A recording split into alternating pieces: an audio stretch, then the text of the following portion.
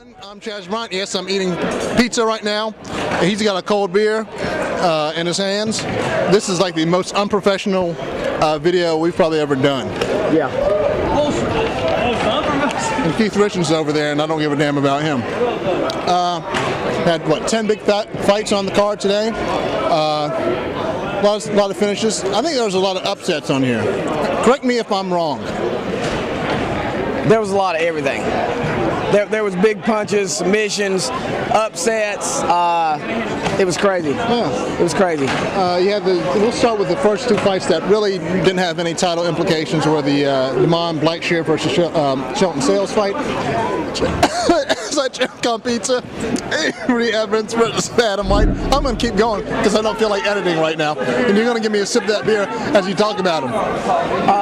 Damon Blackshear, man, that's one hell of a debut. He did not fight like he was a debut fighter. I mean, good striking, good wrestling, great takedown defense, submission skills was on point. I was impressed. Yeah, very impressive. Then he had Avery Evans on the other side from Modern Warrior MMA. He got a couple knuckleheads, including Keith Richardson. He's just walking in back of us like he's doing a little damn cameo or something like that.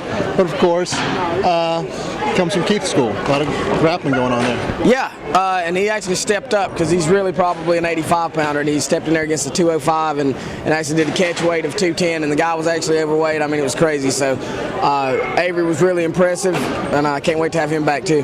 Moving on to the title fights, we had Jordan Weeks versus Brandon Davis. Brandon Davis retains his title. Not surprising there was. Actually, he took it. Jordan was the champion. Oh. Yeah, actually Jordan was the champion, and Brandon took it. It's okay, it's late, I understand. We got knuckleheads going behind us. Yeah, like they don't see us. They're like little kids. Brandon was impressive. I mean, I really didn't expect that. I thought that I thought the weight cut would hurt him, and he looked good, man. He was the bigger fighter, and caught him with a really nasty bicep slicer there at the end. A lot of people are going to see this video, and I'm just going to show it maybe one time. It was that nasty ankle break of Tanner Cicerno. Yeah. I keep mispronouncing his name, but he's a good guy. Yeah. Terrence Segura. Nasty break going in there. Injury. Hopefully the young man can recover from that. Yeah, that was pretty bad. Probably two of the better 185-pounders in the Southeast, and I hate it ended like that. Tanner will be back, though. He's a pretty strong kid. Moving on, Marcus Foot versus Travis Holman. God almighty. Yeah. That was a pretty. That was a good war. Right that was there. Crazy. Yeah. That may have been one of the most brutal, crazy fights I've seen in Fight Lab history. That was ridiculous. I don't even know what to really say about it, other than, I mean, Travis Holman's a warrior and Marcus is a warrior, because I thought they was both done probably 3 or 4 times each. Another one I was sort of surprised going back and forth with itself. Josh Smith versus Chase Calloway. Those two young men flew around the cage like we thought they were, but you got Josh Smith walking away with the belt.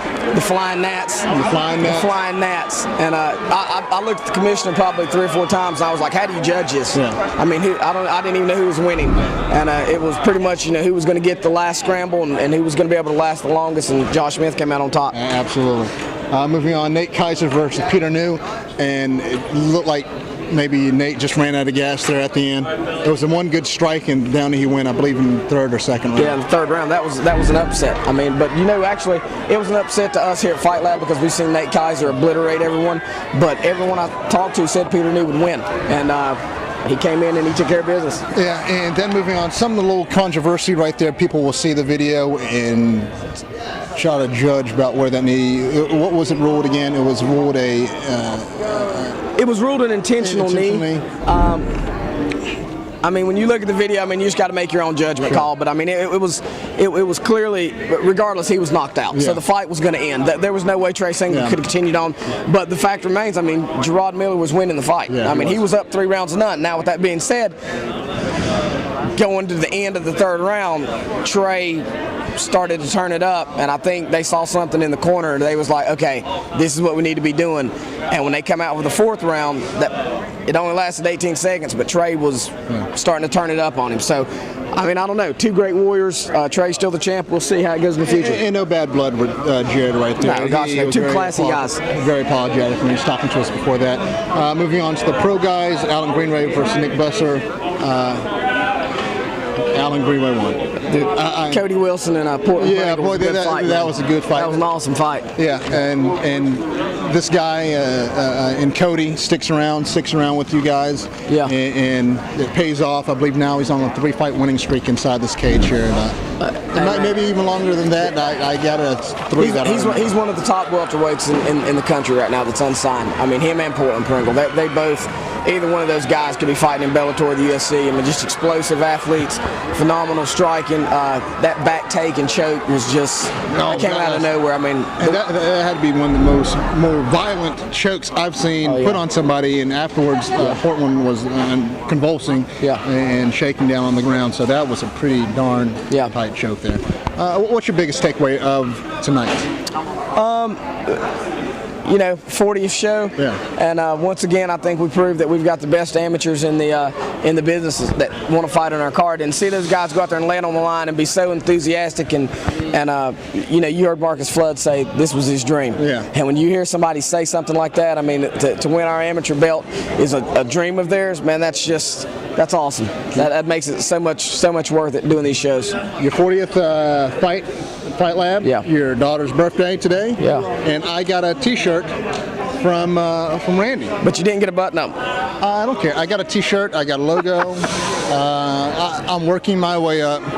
Just like it's a 40th show for you guys. Yeah. It's just a pullover right now. Okay. I'm happy about that. And you were not at all instrumental of getting me that, so shame on you. I put a good word in for you. You didn't say a darn thing. Okay, I'm lying. You didn't You're say right. a damn thing. Onward to Asheville next month. Yes. He's got some big fights coming up there, and then he has got a blowout, I believe, in November with all the big stars, a Fight Lab, and I guess that includes the midget. Yeah, the rock star, Keith Richardson. Right now, actually, for one time in his career, I think it's looking like he may be the co-main event, but I don't know. He may weasel his way back up to the main event. I don't know. We'll see. Don't do that to him. Big heads. All right, thank you very much, Fred. As always, thank you, Chaz. Stay away from the sauce. Oh, yeah. Yeah, or tell other people too. All right, we'll see. All right, thank you.